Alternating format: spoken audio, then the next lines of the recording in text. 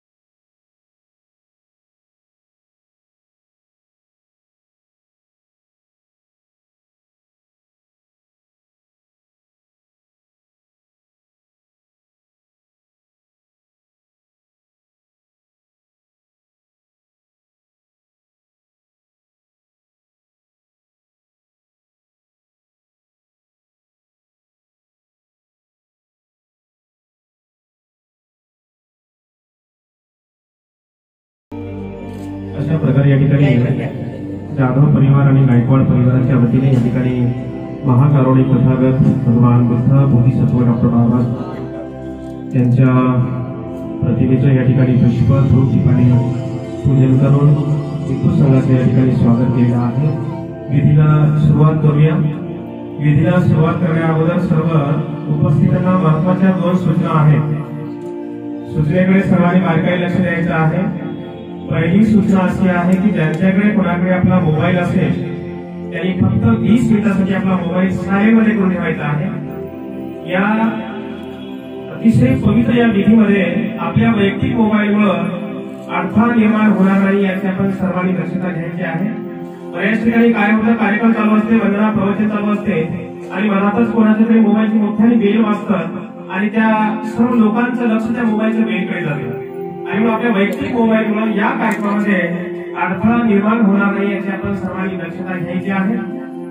पूर्व सूचना देऊन सुद्धा जर एखाद्याच्या मोबाईलची बेल यदाकदाचित जर वाजली तर तो मोबाईल या ठिकाणी जप्त केला जाईल आणि 500 रुपये दंड राहील आणि मग 500 रुपये दंड भरण्याची वेळ आणि मोबाईल जप्तीची वेळ आपल्यावर येऊ नये आणि म्हणून आपापला मोबाईल सायलेंट मध्ये करून ठेवायचा आहे। ही पहिली सूचना होती। आता दुसरी सूचना आपल्यासाठी महत्त्वाची आहे।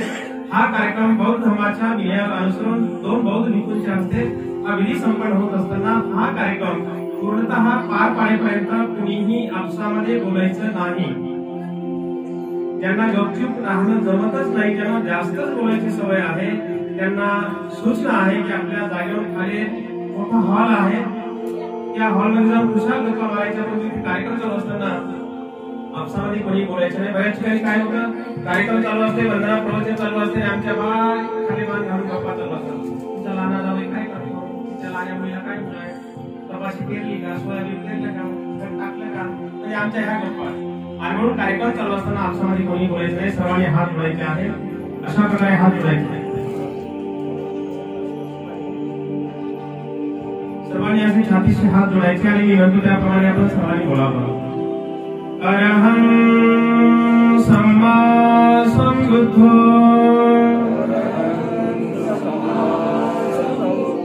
भगवा बुद्धं भगवन्तं अभिवादेमि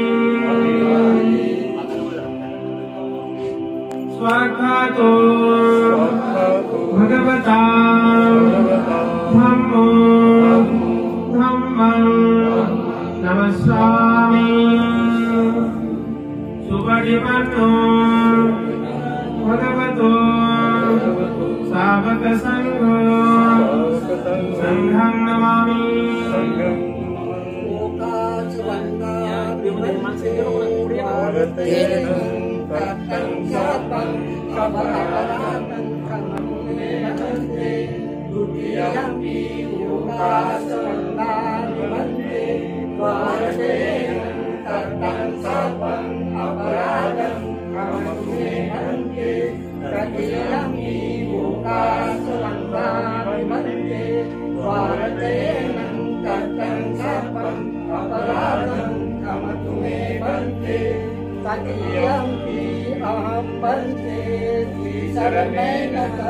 पंचशीलं कम्मं याचामि अनुगतत्वासीरङ्केतने वन्दे तदीयं अहं वन्दे शरणेन सह पंचशीलं कम्मं याचामि अनुगतत्वासीरङ्केतने वन्दे तदीयं अहं वन्दे शरणेन सह पंचशीलं कम्मं याचामि अनुगतत्वासीरङ्केतने वन्दे। यमहं वदामि तं वदेत्वा नमो तस्सा भगवतो अरहतो सम्मा सम्बुद्धस्सा।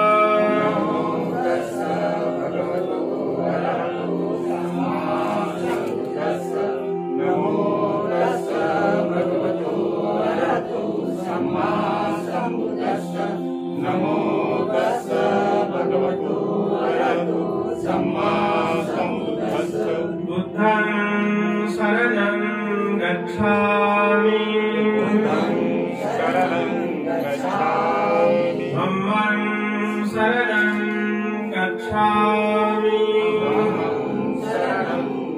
गच्छामि संघं शरणं गच्छामि शरणं गच्छामि द्वितीयंपि बुद्धं शरणं गच्छामि शरणं गच्छामि द्वितीयंपि धम्मं शरणं गच्छामि शरणं गच्छामि द्वितीयंपि संघं शरणं गच्छामि संघं शरणं गच्छामि तृतीयंपि बुद्धं शरणं गच्छामि शरणं गच्छामि तृतीयंपि धम्मं शरणं गच्छामि शरणं गच्छामि तृतीयंपि संघं शरणं गच्छामि शरणं गच्छामि त्रिशरणागमनं सम्पूर्णं पाणातिपाता वीरमणि शिक्षापदं समादयामि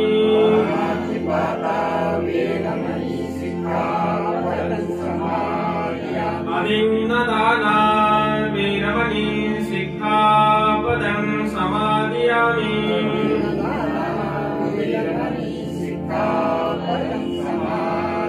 कामेषु मिथ्याचारा वीरमणि शिक्षापदं समादयामि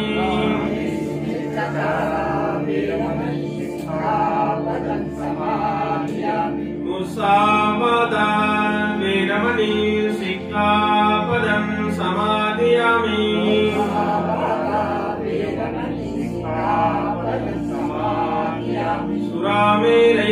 सुरामेरयमद्यपमादठाना वीरमणि शिक्षापदं समादयामि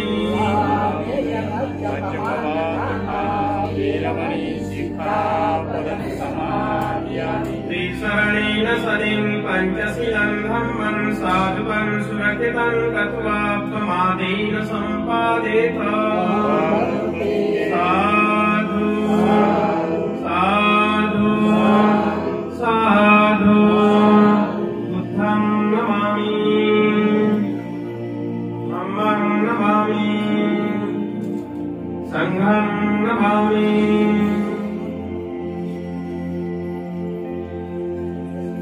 त्यानंतर या ठिकाणी बुद्ध पूजापाठ करताना कीर्तन आणि परिवार सुप्रभात होईल. ज्यांना कोणाला म्हणता येत असेल त्यांनी सोबत बोलायचं आहे आणि म्हणता येत नसेल तर सर्वांनी शांतपणे एकाग्रचित्ताने आपल्या सर्वांनी बुद्ध पूजापाठ वंदना सर्वांनी करायच्या आहे.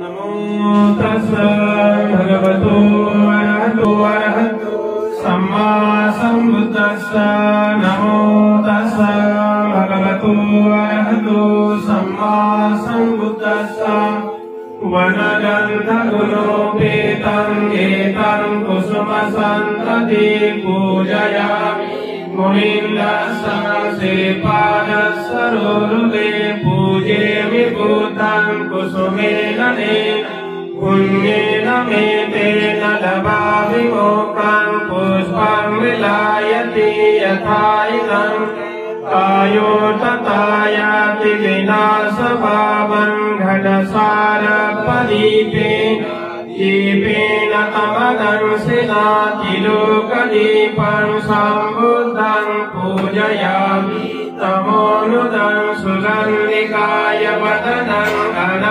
अनन्तगुणगन्धिना सुगन्धिना गन्धे पूजयामि तथागतं बुद्धं धम्मं च संघं सुगततनुवः धातुर्धातुगभ्रे लङ्काय जम्बुदीपे तिरसपुरवरे नागलोके च रूपे सापे बुधसबिम्बे सकलदशे ओमादिधातु वन्दे सावेऽपि बुद्धं दशबलतनु मनुजं बोधिचेतियं नमामि वन्दामि चेतियं सपठानेषु प्रतिष्ठितं शारीरिकधातु महाबोधि बुद्धरूपं सकलं सदा यशमूल्ये निसिंहो सवारि विजयं अकापतो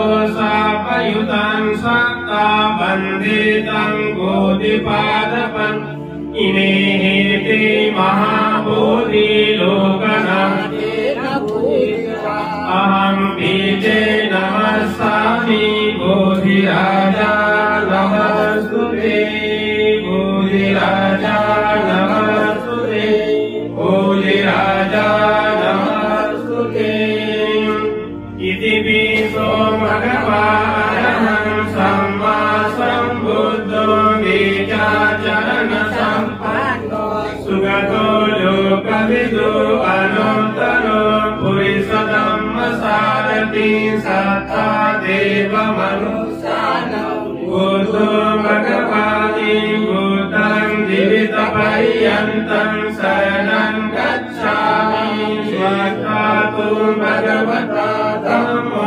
सन्देशिको अकालिको यनिवासिको ओपनायिको पादतं वेदितको वियोजितं धम्मं जीवितपर्यन्तं शरणं गच्छामि सुपरिपन्नो भगवतो सावकसङ्घो भुजपरिपन्नो भगवतो सावकसङ्घो न्यायपरिपन्नो भगवतो सावकसङ्घो सामितिपरिपन्नो भगवतो सावकसङ्घो यदिदं चत्वारि पुरुषयुगानि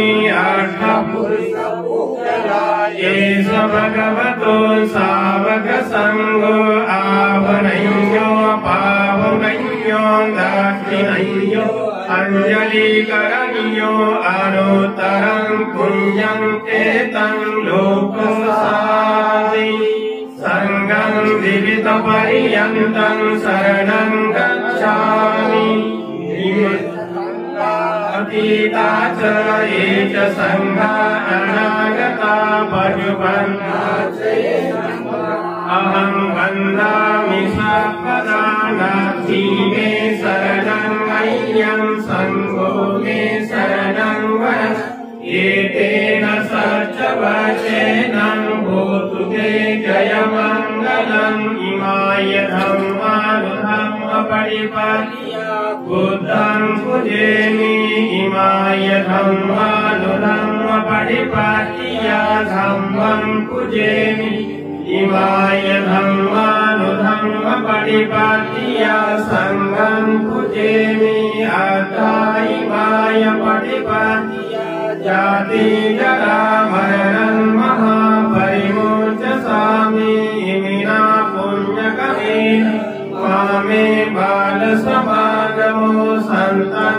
समागमो हन्तु यावनिर्वाणपात्या देवो वसन्तु कालेन सहस्रसम्पत्तिहेतु च पीतो भवन्तु लोको राजां भवतु धार्मिको इमाय बुद्धपूजाय कथाय शुद्धचेतसा चिरं जीवन्तु सद्धम्मो लोको भवन्तु सुखी सदा इमाय धम्मपूजाय कथाय शुद्धचेतसा चिरं जीवन्तु सद्धम्मो लोको भवन्तु सुखी सदा इमाय सङ्घपूजाय कथाय शुद्धचेतसा चिरं जीवन्तु सद्धम्मो लोको भवन्तु सुखी सदा साधु साधु साधु बुद्धं नमामि धम्मं नमामि संघं नमामि।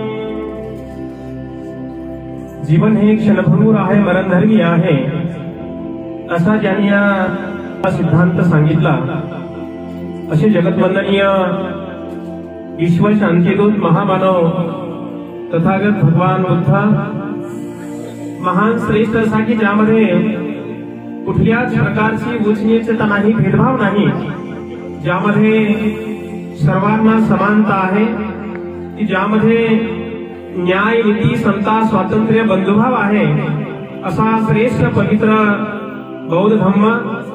त्या बौद्ध धम्माचा प्रचार आणि प्रसार करण्यासाठी बौद्ध धम्म हा प्रत्येक मानवाच्या कानी पडावा. प्रत्येक मानवाने बौद्ध धम्माच्या विनयाला अनुसरून आपलं जीवन व्यतीत करून परिपूर्ण विकारातून, दुःखातून मुक्त व्हावं, या उद्देशाने भगवंतांनी निर्माण केला असतो. आदरणीय तुम्हाला जगण्याचा अधिकार मिळवून दिला, ताठ पाणीन जीवन जगण्याचा अधिकार मिळवून दिला, असे भारतीय राज्यघटनेचे शिल्पकार महामानव बोधिसत्व डॉक्टर बाबासाहेब आंबेडकर या ठिकाणी जाधव परिवार आणि गायकवाड परिवार या दोन परिवारामध्ये आयुष्यमान प्रदीप जाधव आणि बौद्ध उपासिका प्रियंका यांचा आज या ठिकाणी साक्षरत विधी आपल्या बौद्ध धर्माच्या विनयाला अनुसरून हा विधी संपन्न होत असताना, प्रिय सज्जनांनो, मनुष्य हा जेव्हा आपल्या मानव जीवनामध्ये पदार्पण करतोय तेव्हापासून माणसाच्या मानवी जीवनामध्ये बौद्ध धर्मामध्ये 10 संस्कार संपन्न केले जातात. या 10 संस्कारापैकी हा एक महत्वपूर्ण संस्कार आहे, आपण त्याला साक्षगंध विधी म्हणतो. याच कार्यक्रमाला काही लोक साखरपुडा म्हणतात आणि म्हणून या साक्षगंध विधीच्या कार्यक्रमाच्या निमित्तानं आम्ही ह्या बारीक सारीक गोष्टी समजून घेणं अत्यंत महत्वाचं आहे. कारण डॉक्टर बाबासाहेब आंबेडकरांनी 14 ऑक्टोबर 1956 तुम्हा आम्हा सर्वांना बौद्ध धर्माची दीक्षा दिली. आज 2021 साल चालू आहे. 1956 बौद्ध धर्माची दीक्षा घेतली, आज 21 साल चालू आहे. 1956 ते 21 पर्यंत आपण साल आकडा गिनती जर लावला तर आपल्याला 64 वर्ष पूर्ण झालेले आहेत. आणि या 64 वर्षामध्ये काय केलं आणि काय नाही केलं, काय करायला पाहिजे आणि काय नाही करायला पाहिजे, काय घ्यायला पाहिजे आणि काय नाही घ्यायला पाहिजे, याचं परीक्षण करणं अत्यंत महत्वाचं आहे. आणि या गोष्टीचे जोपर्यंत आपण परीक्षण करणार नाही, ते आत्मसात करून घेणार नाही, ती जाणून घेणार नाही, ती समजून घेणार नाही, तोपर्यंत खऱ्या अर्थानं आपल्याला बौद्ध म्हणण्याचा कुठलाही अधिकार घेऊ शकत नाही. केवळ घरावर निळा झेंडा लावल्याची बुद्धी नाही शकत, कपाळाला नीळ लावल्याची बुद्ध नाही होऊ शकत, पांढरे शिपत कपडे घातल्याची बुद्ध नाही होऊ शकत, घरामध्ये बुद्ध बाबासाहेबांच्या सुंदर सुंदर मूर्त्या ठेवल्या किंवा फोटो ठेवले म्हणजे बुद्ध नाही होऊ शकत. आम्हाला खऱ्या अर्थानं बौद्ध म्हणून घ्यायचं असेल तर आम्हाला आचरणातून बौद्ध बनावं लागणार आहे. आमचं आचरण बौद्ध धर्माच्या विनयाप्रमाणे आचरण असणं अत्यंत महत्वाचं आहे. आणि म्हणून हा साक्षगंध विधी अतिशय महत्वाचा विधी आहे. याच्यानंतर पुढचे 10 संस्कार आहेत. हा साक्षगंध विधी झाला का नंतर विवाह विधी, विवाह विधी झाला का नंतर मुलाचं नामकरण विधी आहे की नाही, गर्भसंस्कार विधी. गर्भसंस्कार विधी झाला का मग मुलाचं नामकरण येते, मुलाचे जावळ काढतात ना, केस कर्तन विधी आहे, बौद्ध धर्मामध्ये आहे. ते आम्ही करत नाही. आम्ही भलत्याच एखाद्या देवाकडे जाऊन मुलाचे केस काढतो, त्याला आपण तंदुरी म्हणतो. आणि हे बौद्ध इकडे जे बी म्हणायचं आणि आमच्या घरामध्ये जन्मलेल्या मुलाचे केस एखाद्या देवासमोर जाऊन काढायचे, कसे तुम्ही बौद्ध, मला बौद्ध म्हणण्याचा अधिकार ठरू शकतो का? आणि म्हणून हे जे काही 10 संस्कार आहेत, हे प्रत्येक संस्कार आम्ही बौद्ध धर्माच्या विनयाला अनुसरून आम्ही संपन्न करणं हे अत्यंत महत्वाचं. त्याच्यानंतर मुलगा आईच्या दुधापासून जेव्हा वरचा अन्न खायला लागतो तेव्हा त्याला अन्नप्राशन विधी म्हणतात. ती एक विधी बौद्ध धर्मामध्ये आहे, ती आम्ही केली पाहिजे, ते करत नाही आम्ही. लक्षात आहे, ही अशा प्रकारचे जे काही संस्कार आहेत हे आम्ही संस्कार करणं अत्यंत महत्वाचं आहे. मुलाला आपण जेव्हा शाळेमध्ये टाकतो तेव्हा विद्या प्रारंभ विधी हे बौद्ध धर्मामध्ये आहे, आम्ही ते करतच नाही. आणि ही विधी पण आपण अशा प्रकारे केली पाहिजे.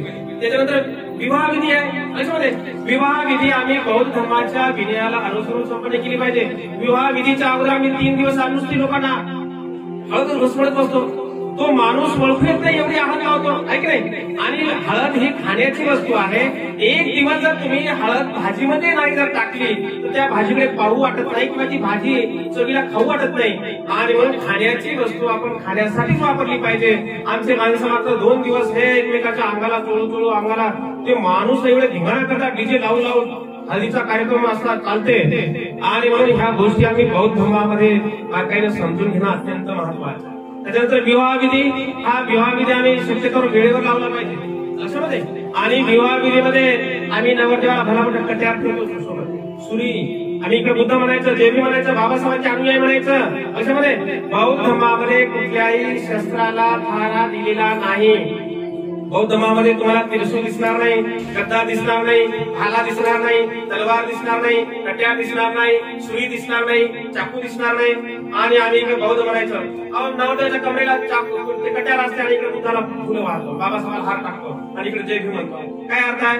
आणि म्हणून ह्या गोष्टी आम्ही बारकाईने समजून घेणं अत्यंत महत्वाचं आहे. या कार्यक्रमाच्या निमित्तानं इथल्या जमलेल्या तमाम माता भगिनी बांधवांनी हा एक आदर्श आपण समजून घेतला पाहिजे, आदर्श डोळ्यासमोर घेतला पाहिजे की गायकवाड परिवारांनी आणि जाधव परिवारांनी हा एक साक्षगंध विधीचा हा एक आपल्या समाजामध्ये एक आदर्श घालून दिलेला आहे. कुठल्याही प्रकारचं या ठिकाणी साक्षगंध विधीमध्ये बरेच लोक असा कुंकू लावतात, हळद लावतात, त्याच्यानंतर मानासाठी टावे, टोप्या, अशामध्ये अनेक प्रकारच्या डीजे, त्याच्यानंतर त्या दिवशी लोक अगदी काही बिर्याणी भोजनाला बिर्याणी बनवतात नाही. आणि मग ह्या गोष्टी आम्ही समजून घेतल्या पाहिजे. हा साक्षगंध विधीचा कार्यक्रम बौद्ध धर्माच्या विनयाला अनुसरून जुन्या कुठल्याही चालीरीती समोर न आणता अगदी बौद्ध धर्माच्या विनयाला अनुसरून बौद्ध भिक्खूंच्या हस्ते हा विधी संपन्न होत आहे. या ठिकाणी गायकवाड परिवार आणि जाधव परिवार या दोन परिवारामध्ये अतूट असे, नाजूकसे असे सोयी संबंध जुळालेले आहेत. या सोयी संबंध जुळालेल्या घटनेला आपण सर्वजण साक्षीदार आहोत, आपण साक्षी आहोत. याला आपण साक्षगंध विधी म्हणतात अशामध्ये.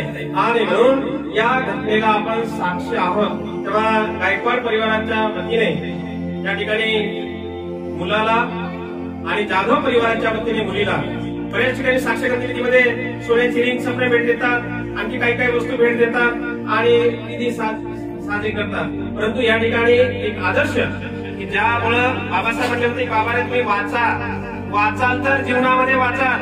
अशामध्ये बाबासाहेबांनी सांगितलं आम्हाला की बाबाने तुम्ही वाचाल तर जीवनामध्ये वाचाल. आमच्या समाजाने आता वाचणं बंद केलेलं आहे, फक्त नाचणं सुरू केलेलं आहे. नाचल्याशिवाय आमचा एकही कार्यक्रम होईना झाला. आता ना बर्थडेचा कार्यक्रम व्हायला, ना साक्षगंधीचा कार्यक्रम व्हायला, ना लग्नाचा व्हायला, ना घरभरणीचा व्हायला, ना कोणताच होईना लक्षामध्ये. आणि म्हणून हा कार्यक्रम आम्ही लक्षामध्ये घेणं अत्यंत महत्वाचं आहे. आणि म्हणून या ठिकाणी आयुष्यमान प्रदीप जाधव आणि बौद्ध उपासिका प्रियंका यांना मी सूचना करतो की आपण त्या ठिकाणी जागेवर उभं राहावं.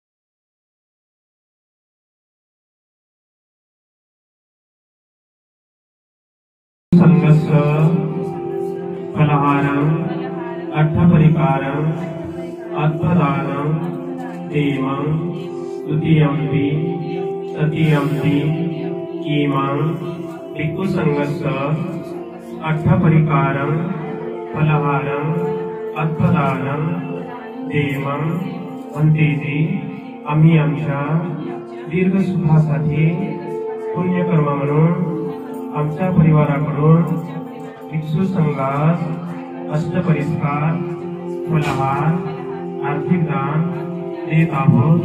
या दानाचा स्वीकार करावा असे आम्ही दुसऱ्यांदा तिसऱ्यांदा विनंती करतो।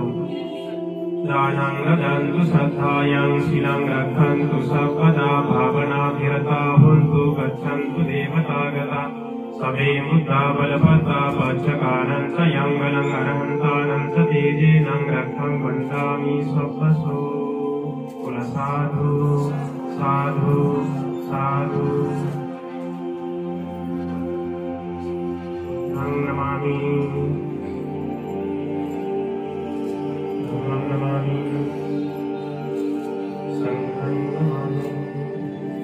अशा प्रकारे हा साक्षगंध विधीचा कार्यक्रम भिक्खू संघाच्या वतीने संपन्न झाला असं जाहीर करण्यात येत आहे। उर्वरित जो काही कार्यक्रम असेल तो पुढील कार्यक्रम गायकवाड परिवाराच्या वतीने संपन्न होईल।